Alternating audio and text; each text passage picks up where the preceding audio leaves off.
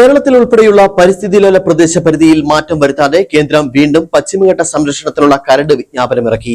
2014 മുതൽ ഇത് 7ാം തവണയാണ് കരട് വിജ്ഞാപനം ചെയ്യുന്നത്. സംസ്ഥാനങ്ങൾ നൽകിയ നിർദ്ദേശങ്ങളും 6ാമത്തെ കരട് വിജ്ഞാപനത്തിലെ പിഴവുകളും വനം പരിസ്ഥിതി മന്ത്രാലയം രൂപീകരിച്ച സമിതിയുടെ പരിഗണനയിലാണ്.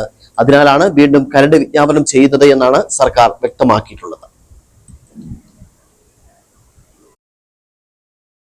പശ്ചിമഘട്ട സംരക്ഷണത്തിന് കസ്തൂരിരംഗൻ സമിതിയുടെ ശുപാർശയുടെ അടിസ്ഥാനത്തിൽ 2013 നവംബർ 11 ഇറക്കിയ ഉത്തരവാണ് ഇപ്പോൾ പ്രാബല്യത്തിലുള്ളത്.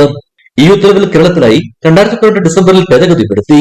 കേരളത്തിലെ 131 വില്ലേജുകളിലായി വനഭൂമി ഉൾപ്പെടെ 9,999 7 ചതുരശ്ര കിലോമീറ്റർ പ്രദേശമാണ് പരിസ്ഥിതി ലോല മേഖലയിൽ ഉൾപ്പെട്ടിരിക്കുന്നത്. ഇടുക്കി, വയനാട് ജില്ലകളിലെ 31 വില്ലേജുകളെ ESA പരിധിയിൽ നിന്ന് പൂർണ്ണമായി ഒഴിവാക്കണമെന്ന ആവശ്യം പരിഗണിക്കപ്പെട്ടിട്ടില്ല. ഉപഗ്രഹ സർവേക്കും പ്രദേശങ്ങൾ നേരിട്ടുള്ള പരിശോധനകൾക്കും ശേഷം സംസ്ഥാനത്തെ ESA പരിധി 8590.69 ചതുരശ്ര കിലോമീറ്ററായി ചുരുക്കണമെന്ന് കേരളം ആവശ്യപ്പെട്ടിരുന്നു. ജനവാസ കേന്ദ്രങ്ങൾ, കൃഷിഭൂമികൾ, തോട്ടങ്ങൾ എന്നിവയെ സംരക്ഷിച്ചുകൊണ്ട് വനമേഖലകൾ മാത്രം ESA ആക്കുക എന്നാണ് കേരളത്തിലെ ലക്ഷ്യം. എന്നാൽ വയനാട്ടിലെയും ഇടുക്കിയിലെയും അതീവ പരിസ്ഥിതി പ്രാധാന്യമുള്ള മേഖലകൾ ഒഴിവാക്കാൻ കഴിയില്ലെന്ന നിലപാടിലാണ് കേന്ദ്ര സമിതി.